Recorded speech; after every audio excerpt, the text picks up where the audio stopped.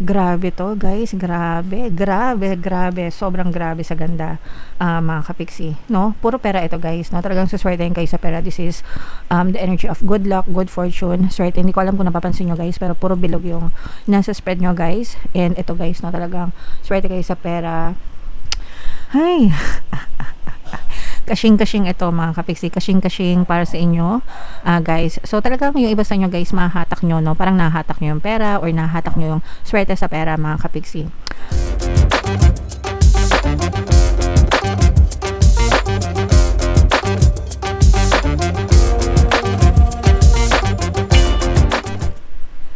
Hello guys, hello Taurus, welcome back to Pinay Pixie Tarot. Ang pamagat ng episode natin for tonight is No Moon Kapalaran para ngayong September to October para sa Taurus, Sun, Moon, Rising Sign and Venus. Yung ating No Moon guys ngayong September ay sa September 21, tapos yung next na No Moon naman natin ay sa October 21 mga kapiksi. So ang reading na to ay para sa period na yan.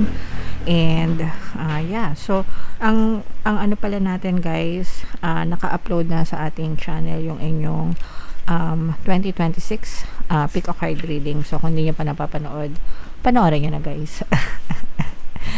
So yeah, ito yung ating moon message. Unahin natin to guys. Be bold and make the first move and the universe will catch you, mga kapiksi. So ibig sabihin na to guys, huwag kayong matakot, have courage or be courageous, don't be afraid, maging matapang, gawin kung ano yung mga gusto nyong gawin guys, and the universe will catch you. Hindi kayo papabayaan ni universe, mga kapiksi.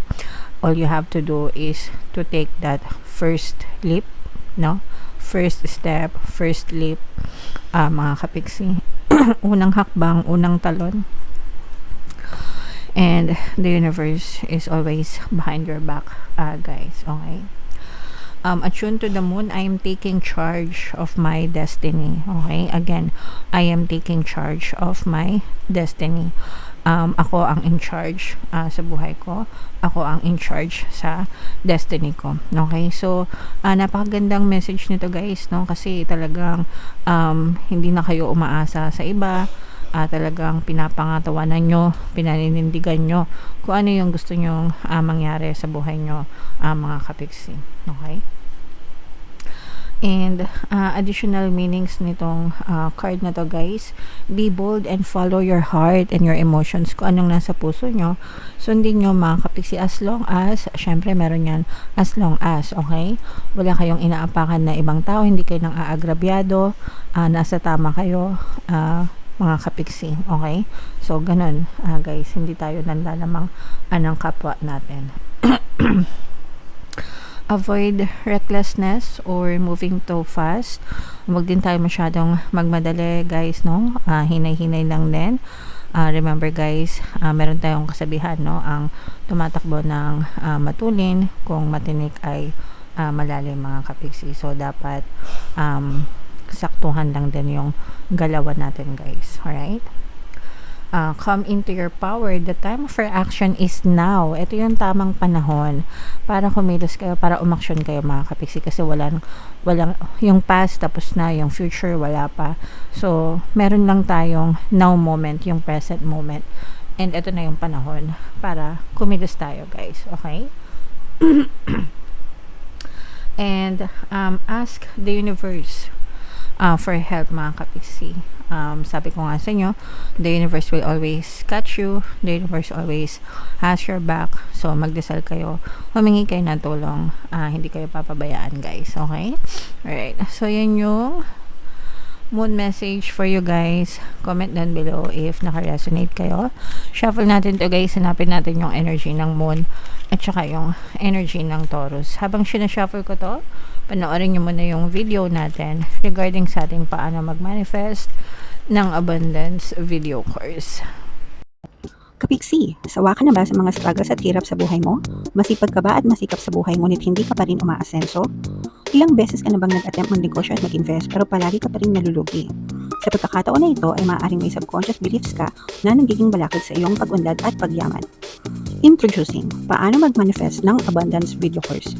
Dito ay matututunan mong ma-overcome ang mga balakid mo para tuluyan ka ng umunlad, umasenso, sumagana, maging matagumpay, successful at maswerte sa iyong kabuhayan, pera, trabaho, negosyo, salapi at kaperahan ng bonggang-bongga. Dali, mag-send na ng email sa pinoypixie@gmail.com at simulan na ang iyong pagyaman ngayon. Alright, so sa lahat ng gusto mag-avail ng course guys, naka-flash sa screen nyo. Una, meron tayong paano mag-manifest ng abundance video course. Meron din tayong paano mawala ang third party at magkaroon ng harmonious na relationship. And meron din tayong paano pabalikin si ex or vice breakup.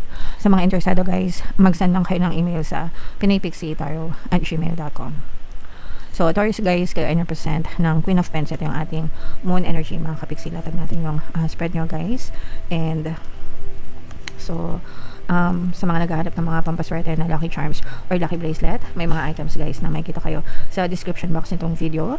Ito yung mga sample guys. Ito yung aventurine at naman yung citrine. Check out yun na mga kapiksi. Grabe to guys, grabe, sobrang grabe sa ganda, mga kapiksi, no? Puro pera ito guys, no? Talagang suswertein kayo sa pera. This is the energy of good luck, good fortune, swerte. Hindi ko alam kung napapansin nyo guys, pero puro bilog yung nasa spread nyo guys. And ito guys, no? Talagang swerte kayo sa pera. Hay kashing-kashing ito mga kapiksi, kashing-kashing para sa inyo guys. So talagang yung iba sa inyo guys, mahatak nyo, no? Parang nahatak nyo yung pera or nahatak nyo yung swerte sa pera mga kapiksi. And bukod sa swerte kasi guys, the reason kung ba't nahatak nyo itong magandang swerte sa pera is dahil din sa inyong mga good karma guys, no? So, swerte na kayo, tapos meron pa kayong good karma, kaya lalo kayong siniswerte, mga kapiksi. Maganda yung daloy ng kaperahan sa inyo. Very stable yung pasok ng pera, very stable yung inyong finances, financial security, financial stability, mga kapiksi. And yung iba sa inyo guys, meron pang ibang mga paparating, no, na swerte sa inyo. For some of you guys, pwedeng mga bagong kontrata, mga bagong proyekto, mga bagong mapagkakakitaan na magdadala pa ng mga additional na swerte or additional na kaperahan para sa inyo guys. At saka etong mga swerte na to or itong mga bagong opportunity na to guys, maaari itong maging dahilan para makarecover kayo or makabawi kayo sa pamumuhay nyo, especially guys kung nagdanas kayo ng mga problema or mga pagsubok mga kapiksi. At saka bukod dyan guys, no, kasi marami ring tumutulong sa inyo parang very supportive guys, especially kung nasa ano kayo guys, content creation, no? So nag-say for example, baka may YouTube channel din kayo or baka may Facebook page din kayo na namo-monetize na and kumikita. Yung mga supporters nyo mga kapiksi, talagang madami, lumalago, dumadami yung channel nyo, or kahit na let's say for example hindi naman kayo content creator pero meron kayong negosyo, meron kayong Facebook page or meron kayong social media, lumalawak guys, dumadami yung customer nyo, dumadami yung kita nyo, nag-expand yung pangalan nyo dahil sa paggamit nyo ng social media. So yung mga tao sa paligid nyo guys, parang they are your resource, they are your most valuable resource. Ibig sabihin sila yung pinakamahalagang resource mo, yung mga tao sa paligid mo, para mas lalo ka pang swertehin sa pera, para mas lalo pang dumami yung pera nyo mga kapiksi. Nagets nyo ba yung ibig ko sabihin? So you are very blessed guys in terms of money, in terms of supporting people around you. Kasi kung hindi naman yung iba hindi naman lahat, kung hindi dahil sa mga tao sa paligid nyo na sumusuporta sa inyo, parang hindi nyo rin makakamit itong mga financial stability na to. Yun ay kung nasa online world kayo mga kapiksi, okay? And yeah, so nakita natin na tuloy-tuloy, very peaceful, very tuloy-tuloy guys yung pagpasok ng kaperahan sa inyo. Of course may lumalabas pero may bumabalik din agad-agad, no? Syempre yung lumalabas yun yung mga expenses natin, pero kumbaga pag naglabas kayo ng pera, mabilis lang bumalik din sa inyo yung pera mga kapiksi. So this is more on money energy guys. I-mind nyo na lahat yan. And pagdating sa money guys, no, palagi ko kayong tinuturuan na mag-affirm, money, money come to me, palagi ako may pera, palagi ako nagkakapera, I'm the king of abundance, I'm the queen of abundance. So, palagi nyo lang yan, excuse me, palagi nyo lang yan, sabihin palagi guys, no, talagang magiging maganda yung daloy ng kaperahan sa inyo, guys. So, what else, mga kapiksi, tignan pa natin. Yung iba sa nyo, nag-i-improve yung health nyo, yung nag-i-improve yung mood nyo, yung energy nyo, yung kalusugan nyo, yung kasiglahan nyo, no? Parang mas nagiging masigla kayo overall. Parang ano to guys, healthy body, healthy mind, healthy mind, healthy body. So, pay attention guys sa inyong mga kalusugan, no? Pero nakikita natin na unti-unti naman, if ever man na meron kayo mga health problems, no, mas nakaka-recover kayo. But then again mga kapiksi, no, pagdating sa health, palagi ko sinasabi sa inyo, wag nyong i-take for granted, and tawag dito, palagi magpa-check up, palaging magpa-doctor guys. Ito guys, sa long distance, sa mga LDR, kung kayo ay may mga LDR relationship, lalo na kung ang person mo is medyo bata-bata sa inyo, or mas bata sa inyo, or may pagka-immature, medyo nagkakaroon kayo ng problema guys sa inyong relationship. Pero yung iba sa inyo nagbubulag-bulagan, or pwedeng merong issue na paulit-ulit na nangyayari sa relationship nyo, tapos papatawarin nyo, tapos pag pinatawad nyo, uulit-ulit. So parang it's a never-ending cycle pagdating sa relationship nyo.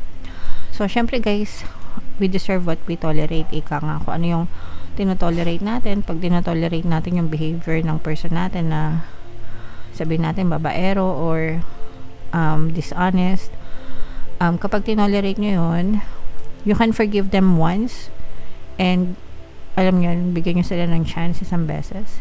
Pero pag inulit-ulit, that's tinotolerate nyo na, and yun na yung paulit-ulit na mangyayari. So in short, bahala kayo. Malalaki na kayo guys, alam nyo na kung ano yung ibig sabihin yan, alam nyo na kung ano yung gagawin nyo, mga kapiksi. Bigyan nyo ng ultimatum guys, para magtino. Kung ayaw, iwanan nyo. De, bala kayo guys kung gusto nyo iwanan or hindi. Pero again, no, dapat hindi tinotolerate yung mga ganong klaseng behavior mga kapiksi. Alright? Okay, so comment down below guys, itong mga swerte sa kaperahan, especially no, lahat ng swerte sa kaperahan, yung mga magagandang minention ko pagdating sa money, i-mind nyo na sa comment section. And for more tarot readings guys, ito yung ating 2026 kapalaran, panoorin nyo na. Ito naman yung ating success stories ng paano mag-manifest ng abundance video course. Thank you for liking, sharing, and subscribing guys. See you next time. I love you all. Have a nice day. Bye-bye.